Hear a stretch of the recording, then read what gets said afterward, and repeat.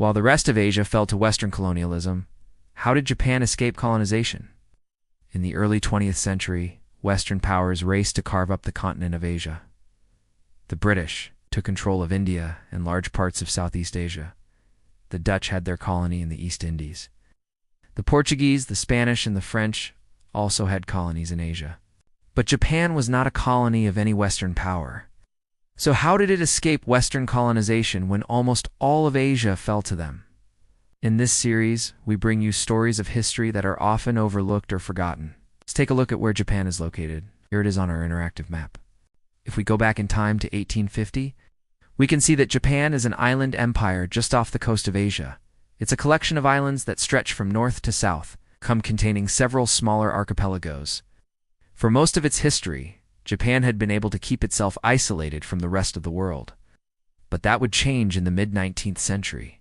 The first Europeans to make contact with Japan were the Portuguese, who arrived in the 1500s. They were followed by the Spanish and the Dutch.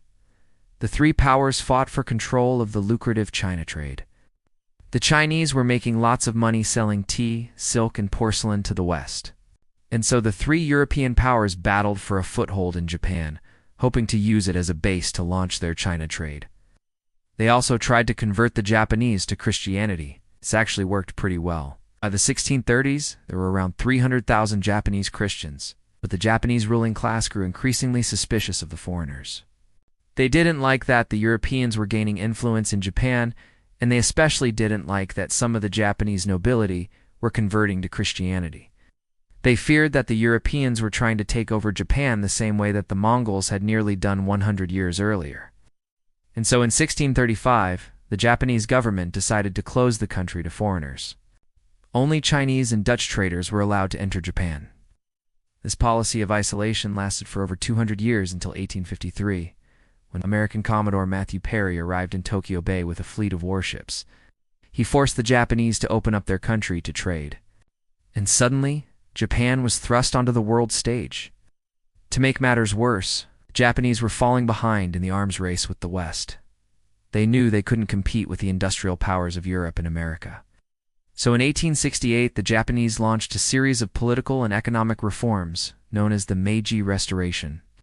The goal was to make Japan into a modern Western-style nation-state. One of the first things they did was build a railway. Building a railway was one of the top priorities of the Meiji leaders. They knew that to compete with the West, they needed to be able to move goods and people quickly across their empire. The first Japanese railway line opened in 1872. By 1890, there were over 4,000 miles of track. They also built a modern army and navy. Prior to the Meiji Restoration, the Japanese army was made up of samurai. After the Restoration, the samurai were either put into government positions or given noble titles. The Japanese army was then reorganized along Western lines. The goal was to create an army that was as modern and efficient as possible. The Japanese also began to build up their navy. They knew that to compete with the West, they needed to be able to protect their growing empire.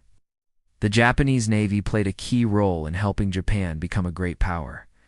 But perhaps most importantly, the Japanese began to pursue a policy of expansionism.